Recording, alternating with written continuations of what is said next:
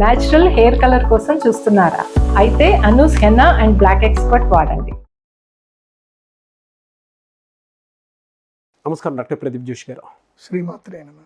చాలామంది దాన ధర్మాలు చేస్తే ఫలితం ఉంటుందని చెప్పేసి అంటూ ఉంటారు. దాని వెనక ఎటువంటి అర్థం ఉంటుందండి? అంటే దానాలు చేసేటువంటి వాటిలో ఎటువంటి అర్థం ఉంటుంది? శ్రీ గురుభ్యో నమః. శ్రీమాత్రే నమః. పరోపకారాయ ఫలంతి వృక్షాః, పరోపకారాయ వహంతి నద్యః, పరోపకారాయ దుహంతి గావః, పరోపకారార్థమిదం శరీరం అని శాస్త్రం చెప్పారు. అంటే ఈ ప్రపంచంలో, ప్రకృతిలో ఒక్క మనిషి తప్ప ఇంకా ఈ ప్రపంచంలో మొత్తం అన్ని జీవజంతువు జానాలు మొత్తం కూడా తీసుకుందాం. మనిషి లేకుండా ఒకసారి ఈ ప్రపంచాన్ని ఊహించుకుందాం. మనం అందంగా ఉంటుందా, చండాలంగా ఉంటుందా? ప్రకృతి బ్యూటిఫుల్గా ఉంటుంది, చాలా అద్భుతంగా ఉంటుంది. అసలు ఎక్కడ మారణహోమం ఉండదు, ఎవరిని ఒక్కళ్ళని చంపుకోవాలండవు. ఆకలి వేసినప్పుడు మాత్రమే క్రూర జంతువులు, సాధు జంతువులు వేటాడతాయి. అంతకుమించి ఏం ఉండదు. ఇంకా నేచర్ ఎంత అందంగా ఉంటుంది, మనిషి లేని ప్రపంచం. అవును. నేచర్లో ఉన్న గొప్ప గుణం ఏంటంటే గివింగ్, ఓన్లీ ఇవ్వడం మాత్రమే. నదులు ఏ స్వార్థం గురించి ప్రవహించవు. అవి ప్రవహిస్తా పోతే అంతే, సముద్రంలో కలుస్తాయి. వాటికి టార్గెట్ ఏం తెలియదు. వాటికి నీ ఎక్కడెక్కడికి వెళ్ళాలో అలా వెళ్తూ ఉంటే అందరి గొంతు తడిపి వెళ్తూ ఉంటాయి నదులు. ఆవులు పాలిస్తాయి, నువ్వు నాకు ఇచ్చావా లేదా అని అడగవు. పాలిచ్చేది ఉంటే పాలిచ్చేస్తాయి అంతే ఆవులు. అట్లాగే వృక్షాలు కూడా ఫలములు ఇస్తాయి. నేచర్లో ఎక్కడ ఏది చూసినా ఇవ్వడమే ఉంటుంది తప్ప నేచర్ అడగడం ఉండదు. ఎక్కడైనా అబ్జర్వ్ చేయండి. నేచర్కున్న ఒక లా ఏంటిదంటే జస్ట్ గివింగ్ అనేది లా, నేచర్ లా. అదే లవ్ అన్నమాట. నేచర్ నుంచి మనం ప్రేమ నేర్చుకుంటున్నాం. అదే మనిషి వచ్చాడే అనుకుందాం, ఎలా ఉంటుంది? మనిషి లేని ప్రపంచం వేరు, మనిషి ఉన్న ప్రపంచం వేరు. మనిషి ఉండగానే మనిషి ఆవురు అంటా ఉంటాడు అనమాట. నాకు నాకు నాది నాది నాది అంటానే ఉంటాడు. స్వార్థం పెరిగిపోతుంది, ఒకరి మీద ఈర్ష్య పెరుగుతుంది, అసూయ పెరుగుతుంది. ఒక చిత్తంలో ఉండడు, ఒక స్టాటిక్లో ఉండడు. అన్నీ నాకే వాడుకోవాలి అనుకుంటాడు. ఒక మనిషి జీవితం చూస్తే, ఒక మనిషి జీవితము ఎన్ని జీవ జంతువులతోటి ఎంత ముడిపడి ఉంది, ఎంత మనిషి ప్రకృతి నాశనం చేస్తున్నాడు ఒక్కసారి మనం అబ్జర్వ్ చేసి చూద్దాం. ఇది అబ్జర్వేషన్ చూస్తే ఇది ఏమైపోయింది అని అంటే, మనిషికి దాన గుణం అనేది పోయింది పూర్తిగా.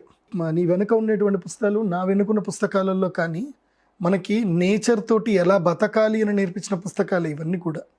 అష్టాంగ హృదయం అని చూసుకున్నా, రామాయణం చూసుకున్నా, అష్టాదశ పురాణాలు తీసుకున్నా, ఏ పుస్తకం చూసినా సరే, దేంట్లో అయినా సరే మన మహర్షులు ఏం చెప్పారు అంటే, లివ్ విత్ నేచర్.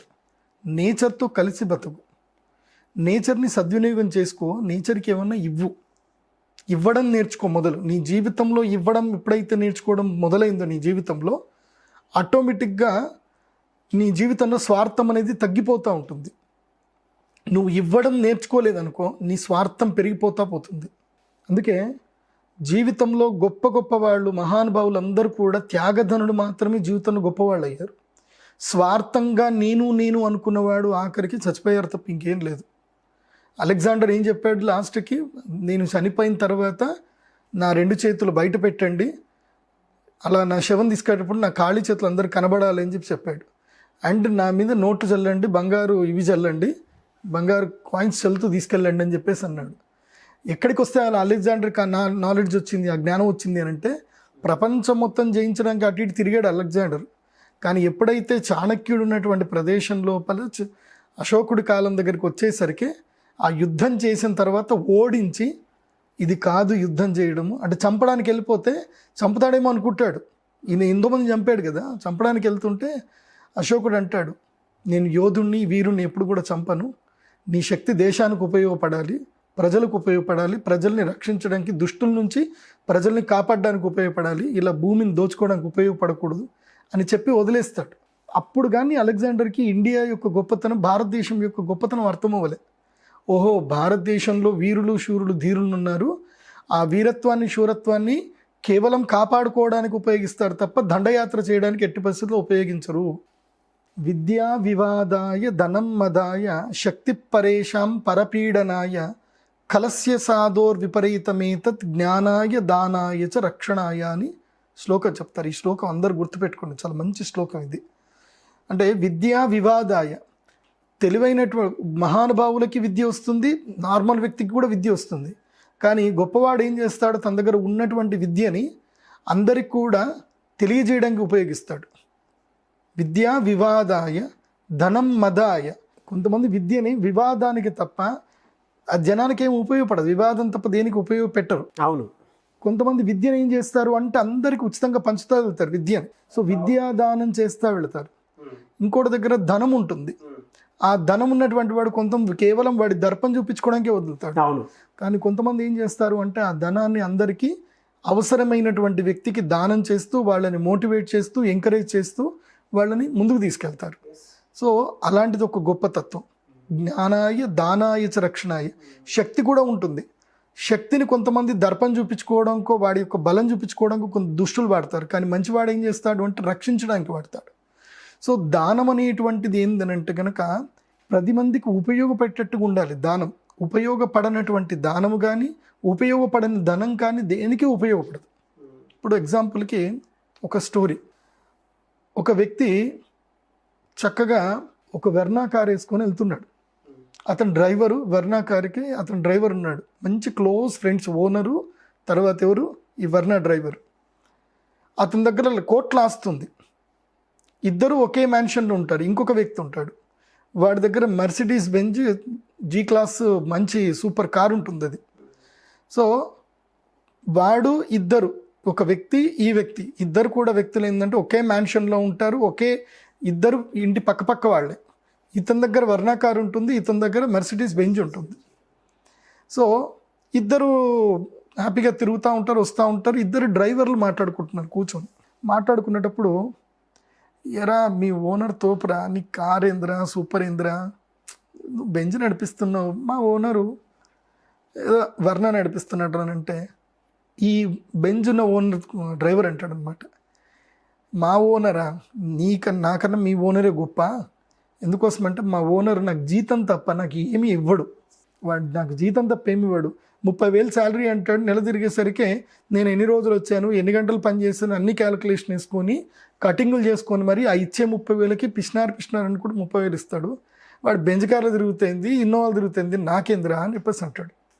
అప్పుడు వీడిని అడుగుతాడు, మరి మీ ఓనర్ సంగతి ఏంద్రా, వర్ణ వేసుకొని తిరుగుతున్నాడు, మీ వాడు ఇంకా పిచ్చినారంటే, మావాడు అట్లా కాదురా భయ్, మావాడు వర్ణకారులో తిరుగుతాడే కానీ నాకు కూతురికి చదువుకు అవసరమని చెప్పేసి అడిగితే టక్కని తీసి ₹1,00,000 ఇచ్చేసాడురా, నా కూతురు ఫీజుకి ఇప్పుడు మంచి ఉపయోగపడుతుంది. ఆయన గొప్పగా చెప్పుకోడురా భయ్, అంటే నాకు శాలరీ కాకుండా నా బాగోగులు కూడా చూస్తున్నాడు, ప్రేమగా మాట్లాడతాడు, నా పక్కనే కూర్చుంటాడు, నా కూతురు చదువుకు అవసరమైతే ₹1,00,000 ఇచ్చాడురా, అదిరా మా ఓనర్ గొప్పతనం అని అన్నాడు. సో గొప్పతనం ఎక్కడుంది ఇక్కడ? ఇవ్వడంలో ఉందా లేకపోతే మెయింటైన్ చేయడంలో ఉందా? ఇవ్వడంలోనే. మెయింటైన్ చేయడంలో ఏం లేదు. ఎంత నువ్వు మెయింటైన్ చేస్తే ఏం ప్రయోజనం? ఇప్పుడు వర్షం కురువని మేఘం ఎంత వచ్చి మనకేం ప్రయోజనం? సో దానము లేని జీవము వ్యర్థం. నువ్వు దానం చేయగలిగారు, నీ దగ్గర ఎంత విద్య ఉన్నా నువ్వు విద్యను అందరికీ దానం చేయలేదు, డెడికేట్ చేయలేదు, నీకు ఎంత చదువు ఉంటే ఏం ప్రయోజనం? 10 మందికి చెప్పని విద్య ఎందుకు? నీ లోపల ఎంత దాచుకుంటే ఎంత ప్రయోజనం? ఏం వేస్ట్. అలాగే నీ దగ్గర ఎంత ధనం ఉంటే ఏం ప్రయోజనం? కనీసము ధనము ఖర్చు పెట్టే విషయంలో కొన్ని స్టెప్స్ ఉంటాయన్నమాట. ఇది ప్రతి ఒక్కరు కూడా గుర్తుపెట్టుకోవాలి. ధనము ఖర్చు పెట్టే విషయంలో 4 బేసిక్ స్టెప్స్ ఉంటాయి. ఫస్ట్ మనం సంపాదించిన డబ్బును మనం ఎవరికి ఖర్చు పెట్టాలి? ఫస్ట్ అంటే ఎవరికి ఎక్కువగా దానం చేయాలి? రోడ్డు మీద పోయే వాళ్ళకి దానం చేయాలా, ఎవరికి చేయాలి? ఫస్ట్ మనం దానం చేయాల్సింది ఎవరికి తెలుసా? మన దగ్గర ఎవరైతే ఎంప్లాయ్మెంట్ తీసుకుంటారో వాళ్ళకి ఫస్ట్ మనము బోనస్ లాగా మనం దానం ఇవ్వాలి వాళ్ళకి. ఆ దానం ఇస్తున్నట్టు వాళ్ళకి పదే చెప్పకూడదు ఎట్టి పరిస్థితుల్లో. గిఫ్ట్ అంతే, గిఫ్ట్ లాగా ఇచ్చేసేయాలి. అది కూడా సర్ప్రైజ్గా వాళ్ళకి గిఫ్ట్ ఇవ్వాలి. ఎందుకోసం అంటే నీ సంపాదన ఎంత పెరుగుతుంది, నువ్వు ఎంత గొప్పవాడు అవుతున్నావు అని ఫస్ట్ పసిగట్టే వ్యక్తి నీ ఎంప్లాయీ మాత్రమే. నీ దగ్గర రెగ్యులర్గా పనిచేసే వ్యక్తి, నీ ఇంట్లో పనిచేసే వ్యక్తి, నీ డ్రైవర్ కావచ్చు, నీ ఇంట్లో పనిచేసేవాళ్ళు కావచ్చు, నీ పిఏ కావచ్చు, నీ ఆఫీస్ స్టాఫ్ కావచ్చు, వీళ్ళకి రెగ్యులర్గా నీ లైఫ్ స్టైల్ తెలుస్తూ ఉంటుంది, నీ లైఫ్లో నువ్వు ఎంత గ్రోత్ అయ్యావో తెలుస్తుంటుంది. So share your growth. నువ్వు ఎప్పుడైతే గ్రోత్ అయిపోయిందో వెంటనే వాళ్ళకి షేర్ చేయి. అప్పుడు ఏమవుతుందో తెలుసా? వాళ్ళు నీకు ఒక పక్కడబంది ఒక కాంపౌండ్ వాళ్ళలాగా వాళ్ళు నిల్చుంటారు ఎప్పుడు నీకు. ఇంకా వాళ్ళు నమ్మక ద్రోహం నీకు జీవితంలో చెయ్యరు. ఇంకా మోస్ట్లీ అంటే క్యారెక్టర్ ఉన్న వ్యక్తులు అయితే కనుక నమ్మక ద్రోహం చెయ్యరు. సో ఫస్ట్ వాళ్ళకి నువ్వు ఇవ్వడం వల్ల ఏం జరుగుతుందనంటే రెండు ప్రయోజనాలు ఉంటాయి. చాణక్యుడు చెప్తాడు అందుకోసమే. 2 ప్రయోజనాలు ఉంటాయి. ఫస్ట్ నువ్వు దానం చేయవలసింది నీ అనుచరులకు దానం చెయ్యు. నువ్వు బయట వ్యక్తికి ఎట్టి పరిస్థితుల్లో మొదలే దానం చెయ్యకు. నువ్వు బయట అన్నోన్ వ్యక్తికి దానం చేసింది నీ అనుచరులకు కనిపిస్తే గనక వెంటనే నీ యొక్క రక్షణ కవచం పగిలిపోతుందని చెప్తాడు చాణక్యుడు. ఎందుకోసమంటే వాడు కష్టపడుతున్నప్పుడు ప్రతి ఒక్కడికి ఒక ఎక్స్పెక్టేషన్ ఉంటుంది. అరే మా బాస్ పెరుగుతున్నాడు కదా, ఒక టైం వస్తుంది మనల్ని చూసుకుంటాడు, ఒక టైం వస్తుంది మనల్ని చూసుకుంటాడని ప్రతి ఒక్కడికి లోపల ఉంటుంది. ఎంత రెగ్యులర్ శాలరీ తీసుకుంటున్నా, బికాజ్ శాలరీ అనేది ఏంటి, ఆ మంత్కి వాడికి ఉపయోగపడేదే శాలరీ. ఎవడు కూడా శాలరీ లాభానికి తీసుకోడు. ఎంత అంటే ఒక మ్యాక్సిమం ఎంత శాలరీ తీసుకున్నా 50% ఖర్చైనా 50% సేవింగ్స్ చేసుకుంటాడు. కానీ mostly C class B grade ఎవరైతే వర్క్ చేస్తారో వాళ్ళకి ఎక్కువ శాలరీ వీళ్ళు ఇవ్వరు, అది వాళ్ళు ఎక్కువ యూటిలైజ్ చేసుకోరు. కాబట్టి ఫస్ట్ లోయర్ కేటగిరీ నుంచి ఆ కేటగిరీ నుంచి వాళ్ళకి ఎక్కువగా దానం చెయ్యాలి అని చాణక్యుడు చెప్తాడు. ఆ దానము చేసిన తర్వాత సెకండ్ కేటగిరీ దానం ఏంటి అంటే, సమాజంలో ఎవరైతే గనక పేరు ప్రఖ్యాతలు గడించి ఆర్టిస్టులు ఎక్కువగా ఉంటారు, పేరు ప్రఖ్యాతలు ఉంటాయి కానీ వాళ్ళ దగ్గర డబ్బు ఉండదు, సరస్వతి ఉంటుంది కానీ లక్ష్మి ఉండదు, అలాంటి వ్యక్తుల్ని పసిగట్టి వాళ్ళకి దానం చేయాలి. ఇది 2వ రకం దానం. ఇది నేను ఇవన్నీ కూడా ఏం చెప్తున్నాను అంటే ధర్మశాస్త్ర ప్రకారంగా చెప్పట్లే, చాణక్యుడి ప్రకారంగా చెప్తున్నాను. ఎందుకోసమంటే ఇది కలికాలంలో ఎలాంటి దానం చేయాలో చెప్తున్నాను. ఇది బాగా జాగ్రత్తగా మీరు వినండి, మీ లైఫ్లో ఇంప్లిమెంటేషన్ చేయండి, యూ విల్ బి సక్సెస్. 2వ దానం ఎవరు చేయాలి? పేరు ప్రఖ్యాతలు బాగా ఉండి పేరు గడించి కానీ ధనము లేనటువంటి వారిని ఎంచుకొని మరి వాళ్ళకి డబ్బులు ఇవ్వాలి, వాళ్ళకి దానం చేయాలి. వాళ్ళకి ఏ అవసరం ఉందో తెలుసుకొని వాళ్ళకి ఆ దానం చేయడం వల్ల ఏంటంటే ఆటోమేటిక్గా నీ పేరు ప్రఖ్యాతలు పెరుగుతాయి. ఎందుకోసమంటే పేరున్న వ్యక్తి నీ గురించి చెప్పడం వేరు, పేరు లేని వ్యక్తి నీ గురించి చెప్పడం వేరు. పేదవాడికి ఇప్పుడే చెప్పకూడదు, పేదవాడికి ఇప్పుడే ఇవ్వకూడదు. మొదలు నీ అనుచరుడికి, నెక్స్ట్ పేరున్న పేదవాడికి ఇవ్వాలి. దాని తర్వాత కేటగిరీ ఏంటంటే అప్పుడు పేదవాళ్ళకి ఇవ్వాలి. 3వ కేటగిరీలో వచ్చేసి పేదవాళ్ళు, అనాథలు, వాళ్ళకి కూడు బట్ట, ఇవి దానం చేయాలి. ఈ 3 అవి కూడా ఏంది, వాళ్ళ అవసరానికి తగ్గట్టుగా ఇవ్వాలి. డబ్బులు ఎవరికి కూడా దానం చేయకూడదు, ఇది గుర్తుపెట్టుకోండి. ఏం దానం చేయకూడదు? డబ్బులు ఎప్పుడు ఎవరికి దానం చేయకూడదు. లిక్విడ్ క్యాష్ ఎవరికి దానం చేయకూడదు. లిక్విడ్ క్యాష్ దానం చేయాల్సింది ఎవరికి తెలుసా? కేవలం నీ అనుచరులకు మాత్రమే. డబ్బులు ఇవ్వాలి అని అంటే కేవలము నీ దగ్గర పనిచేస్తున్న అనుచరులకు మాత్రమే డబ్బులు ఇవ్వాలి. ఆ 2వ కేటగిరీ ఎవరైతే పేరున్నటువంటి వాళ్ళు ఉన్నారో వాళ్ళకి ఆర్థిక సహాయం ఏ రూపంలో చేయాలి? గృహ రూపంలో కానీ, వాహన రూపంలో కానీ, వస్తు రూపంలో కానీ చేయాలి. ఇది సెకండ్ కేటగిరీ. థర్డ్ కేటగిరీ ఏంటంటే కనుక భోజన రూపంలో కానీ, వస్త్ర రూపంలో కానీ, విద్య రూపంలో కానీ, లేదంటే వసతులు కల్పించే రూపంలో కానీ దానం చేయాలి. ఇవి దానము చేయవలసింది చాణక్యుడు చెప్పి ఈ 3 రకాల దానాలు చేయాలి. ఇంకా 4వ రకమైన దానం చెప్తాడు. ఇది చాలా ముఖ్యమైన దానం అని చెప్తారు. ఈ 4వ రకమైన దానం ఏమిటంటే గనక తన యొక్క అస్తిత్వాన్ని నిలబెట్టుకోవడానికి, తన జాతిని కాపాడుకోవడానికి, తన దేశమును కాపాడుకోవడానికి దానం చేయాలి. ఇది అంత సంపాదించిన తర్వాత ఫస్ట్ దేని కాపాడాలంటే జాతి, తన జాతిని కాపాడుకోవాలి, అదేవిధంగా తన దేశాన్ని కాపాడుకోవాలి. దానికి తగ్గ దానాలు చేయాలి. అంటే ఆర్మీకి దానం చేయడము, లేకపోతే కనుక రక్షణ వ్యవస్థకి, ముఖ్యంగా చెప్పాలంటే రక్షణ వ్యవస్థ కోసం దానం చేయడం, ఇంకా వైద్య వ్యవస్థ కోసం దానం చేయడం. దేశం అంటే ఇంకా అదే కదా, అది లేకపోతే ఇంకా ఏం లేదు కదా. 4వ దానం గురించి మనం తెలుసుకున్నాం. 4వ దానం ఏంటి? తన యొక్క జాతి రక్షణ. తన జాతి అంటే తన కమ్యూనిటీ. ఎవరైతే తనకి ప్రజల్లో తన కమ్యూనిటీ కూడా ఉంటుంది కంపల్సరీ. ఎందుకోసమంటే ప్రజల్లో ఎప్పుడైనా వ్యతిరేకత ఉన్నటువంటి వాళ్ళు ఉంటారు, తన కమ్యూనిటీ వాళ్ళు కూడా ఉంటారు. తనకి ఆసరాగా వచ్చేటువంటి తన కమ్యూనిటీని ఫస్ట్ కాపాడుకోవడం ముఖ్యం.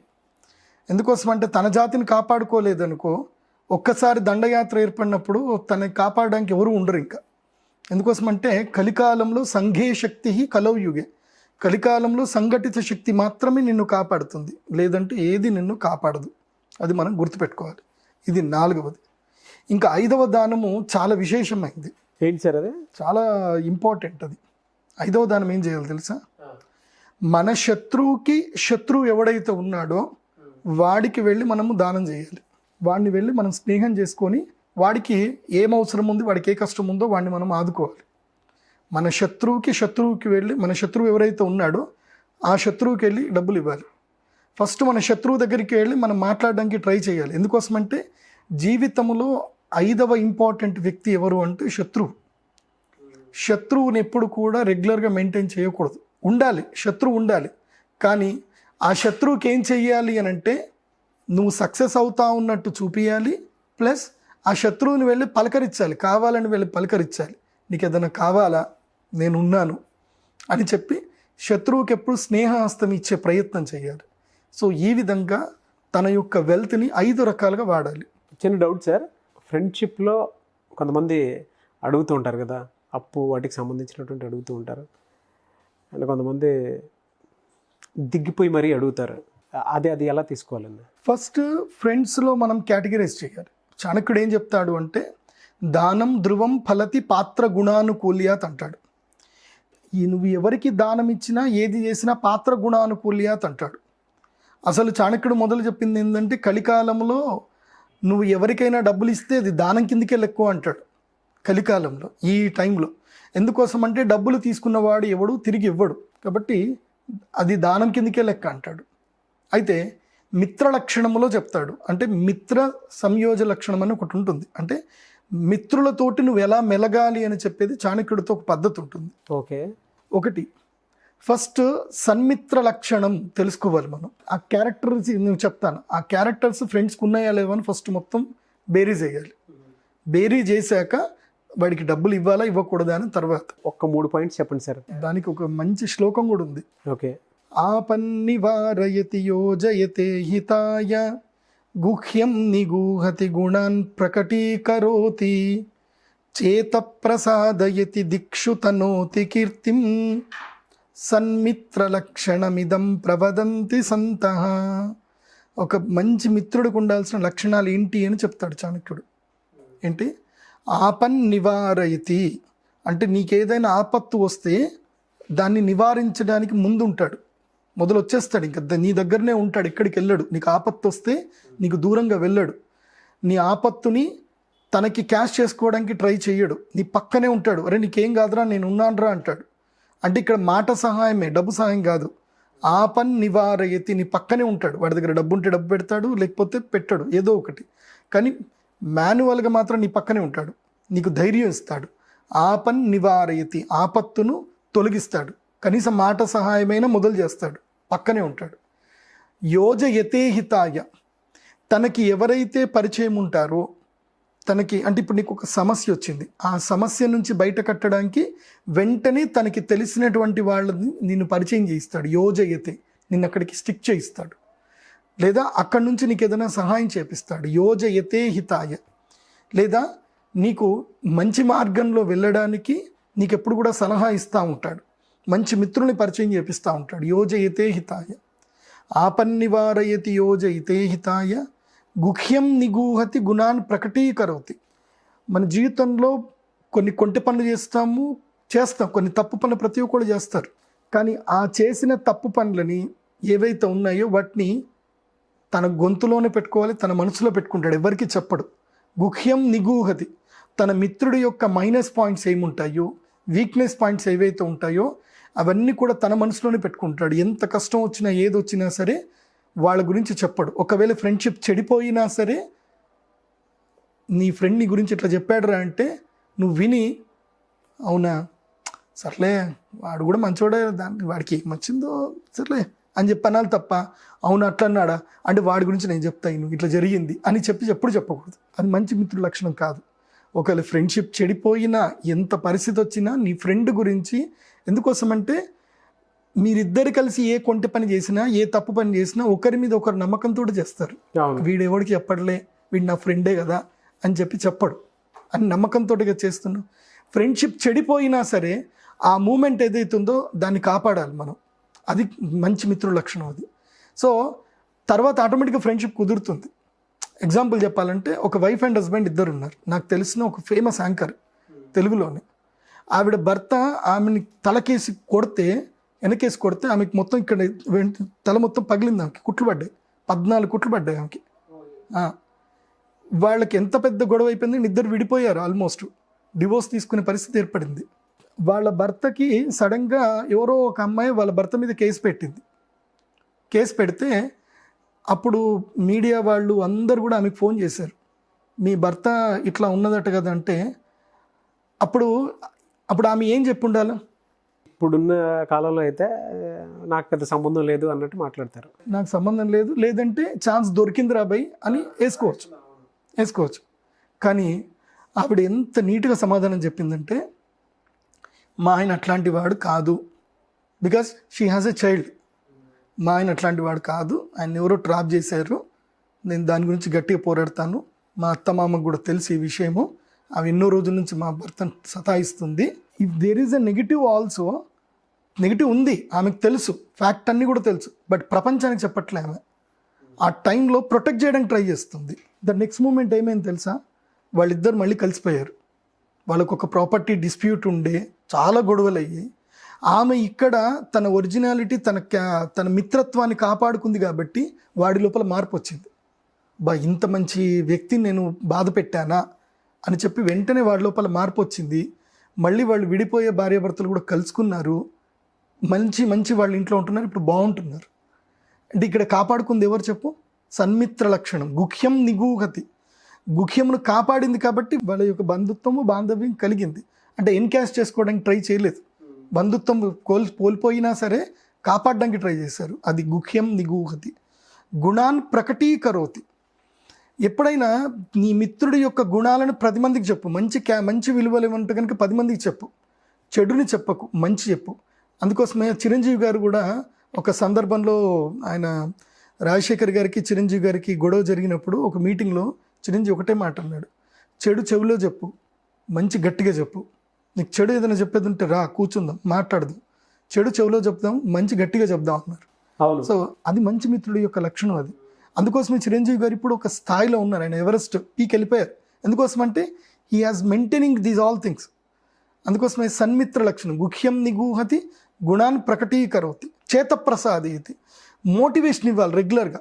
ఓ వారంకి ఒకసారి, ఓ నెల రోజులకు ఒకసారి ఫోన్ చేసి, ఎలా ఉన్నావురా, బాగున్నావా, ఏం చేస్తున్నావురా, ఏమైనా మార్పు వచ్చిందా, ఏమైనా గ్రోత్ ఏమైనా వచ్చిందా, ఏమైనా తేడా ఏమైనా ఉందా, ఏమైనా చేద్దామా, నీకు ఏమైనా సహాయం కావాలా చెప్పు, ఏమైనా చేద్దామంటే చెప్పు అని రెగ్యులర్గా మోటివేట్ చేస్తూ ఉండాలి. ముఖ్యంగా డిప్రెషన్లో ఫ్రెండ్ని కంపల్సరీ అవసరమైతే తీసుకెళ్ళి కూర్చోబెట్టి వాడిని బుజ్జగించి చేసి. ఎందుకోసం అంటే ఫ్రెండ్ని కాపాడుకోవాలి మనం.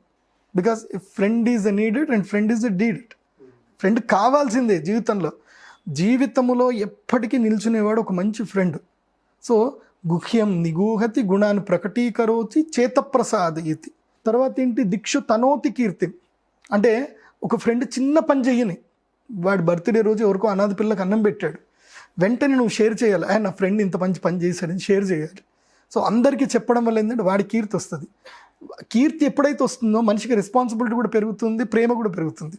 ఇప్పుడు నీ ఫ్రెండ్ నువ్వు పొగిడి వాడికి సంబంధించి గొప్పగా నువ్వు చెప్పావనుకో, వాడికి ఇమ్మీడియట్లీ రెస్పాన్సిబిలిటీ పెరుగుతుంది. అమ్మో వీడు నా గురించి అంత మంచిగా చెప్పాడు, నేను ఇంకా సమాజంలో బాగా ఉండాలి, నేను ఎలాంటి చెడ్డ పనులు చేయకూడదు, నా ఫ్రెండ్కి చెడ్డ పేరు వస్తుంది, వాడు ఆల్రెడీ నా పేరు ఇంత బాగా చెప్పాడు అని చెప్పి ఒక రెస్పాన్సిబిలిటీ కూడా పెరుగుతుంది సమాజం పట్ల కూడా. సో ఇవన్నీ ఎవడైతే చేస్తాడో వాడి మంచి మిత్రుడు. ఫస్ట్ ఆ మిత్రుడు అట్లాంటి వాడు అవునా కాదా అని తెలుసుకోవాలి. ఇది ఫస్ట్ మనం తీసుకోవాల్సిన జోన్ ఒకటి. ద సెకండ్ జోన్ ఏంటంటే, వాడు వ్యసనపరుడు అయి ఉన్నాడా, వాడి డబ్బు అడగడానికి వచ్చినప్పుడు దానికి రీజన్ ఏంటి. దాంట్లో మెయిన్గా ఫస్ట్ రీజన్ ఆలోచించాల్సింది ఏంటంటే ఆరోగ్యము, కుటుంబ బాధ్యతలు. ఇవి రెండిటి విషయంలో వచ్చాడనుకోండి, ఏమీ అడగకుండా సింపుల్గా అక్కడ కూడా డబ్బులు ఇవ్వాలి, ఇమీడియట్లీ డబ్బులు ఇవ్వాలి. ఎక్కడ? ఆరోగ్య విషయంలోనూ, నెక్స్ట్ కుటుంబ బాధ్యతల విషయంలోనూ కూడా.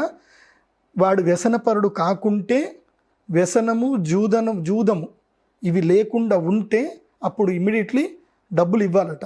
కానీ కలియుగ ప్రకారం డబ్బులు ఎలా ఇవ్వాలని చెప్పాడు తెలుసా? వాడికి ఒక నోట్బుక్ ఇవ్వాలి, పెన్ ఇవ్వాలి.